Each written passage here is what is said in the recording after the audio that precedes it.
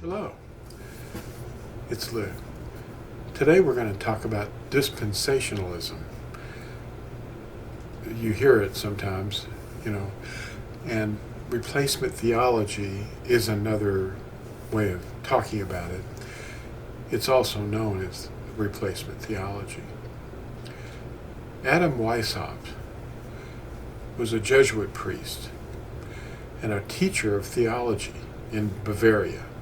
And he was also the founder of the Illuminati in 1776. It had been suppressed in 1773. The Jesuits had been suppressed. So he started another form of it. And it was the same deal, but people were joining it and becoming part of it more quickly. And one of his quotes said, quote, "O mortal man, is there anything that you cannot be made to believe?" Unquote. Interpreting the scriptures in a way that replaces the tribes of Israel with Gentiles became popularized using dispensationalism, also known as replacement theology. That's what you're really talking about here when you hear it. It's kind of difficult to understand the people, but it originated with a man named John Darby in the 19th century, about 100 years after the Illuminati got going. And it began with the idea that the adherents of Christianity replaced the tribes of Israel, and all the promises that were made to them were transferred to Gentiles with no regard for obeying the eternal covenant. I talked to an Illuminati member about this, and I said, "Who is Israel today?" And he said, "It's the Catholic Circus." Of course, he used the word C-H-U-R-C-H. And of course, all the Protestants are Catholic too. They just don't, they don't recognize the head, the papacy. But they're all doing the same things. They have Sunday, which was invented by Constantine. He made it a law, empire-wide, to transfer all the responsibilities and duties that were on us for the Sabbath rest, which is not really duties, it's just rest, and transferred it to the first day of the week. And that single act was used to justify the Roman Catholic circus, and then all the Protestants kept doing it anyway. But all the promises that were made to Israel were transferred to Gentiles with no regard to obeying the eternal covenant, which is the Ten Commandments. And I'm going to show you those Ten Commandments real quick. That's written on a stone. It's not a cartoon. It's actually an existing stone. And I'm going to show you a little bit about that a little later. Jeremiah 31 stands in direct conflict with any idea that Yahuwah will forget his people or his covenant. He even referred to the heavens and the earth, the stars above and the earth beneath, in Jeremiah 31.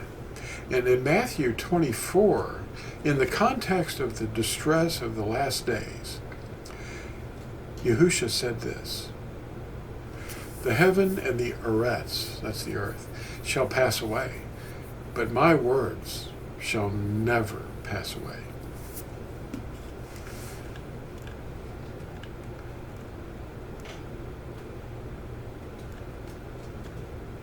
The Decalogue stone that I showed you on this card has Hebrew writing on it, and I'm going to talk about it a little bit now. The Ten Commandments are written on it. The original Hebrew are engraved on an ancient gate stone at Hidden Mountain, that's in New Mexico. This unprotected stone is older than any other artifact connected to the descendants of the tribes of Israel. Yisrael is a better pronunciation. And it's located near Los Lunas, New Mexico, in the United States. It was a colony founded during the days of Shlomo, that they call Solomon, around 900 BCE. And they wrote the Ten Commandments on their gate. They were obeying Deuteronomy 6, verses 4 through 9. It was etched hundreds of years before the birth of Jeremiah, Yashayahu, Isaiah, Yechezkel, Ezekiel, Amos, Baruch, Daniel, and many others. A 3,000-year-old inscription on this gate stone at Los Lunas, New Mexico, at Hidden Mountain, stands today. His words will never pass away. They were obeying Deuteronomy 6 when they carved these letters into the rock. They weren't using Aramaic. They were using, and there weren't any twiddly-diddles. So look at it closely. Deuteronomy 6 says this, "Hear, O Yisrael, Yahuwah our Elohim, Yahuwah is one. And you shall love Yahuwah your Elohim with all your heart, and with all your being, and with all your might.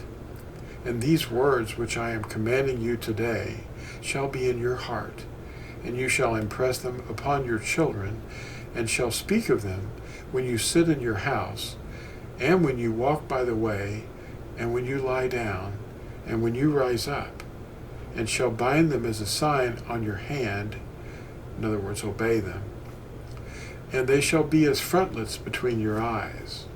In other words, they'll guide you in everything you think and do. "And you shall write them on the doorposts of your house, and on your gates."